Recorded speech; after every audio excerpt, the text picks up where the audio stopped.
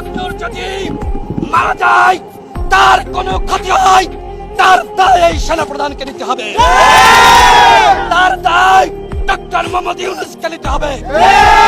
আমাদের নেতা কর্মীদেরকে যাকে পেয়েছে তাকেই সেনাবাহিনী পিটিয়েছে, সাংবাদিকদের উপর হামলা করেছে, আমাদের বন্ধুদের উপর হামলা করেছে, এবং এই হামলার সময় বলা হয়েছে চুলায় ভরে দেওয়া হবে।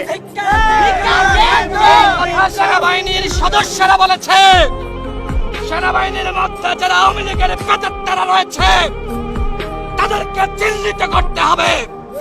আমরা ডক্টর মোহাম্মদ ইউনূসকে বারবার বলেছি একটি প্রতিরক্ষা সংস্কার কমিশন গঠন করেন, কিন্তু আপনি উদ্যোগ নেননি।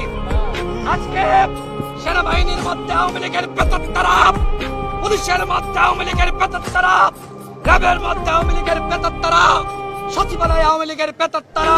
আজকে নুরুল লাকনুর আইসিইউতে বাঁচলে কি মারা যাবে সেটির নিশ্চয়তা আমরা দিতে পারছি না।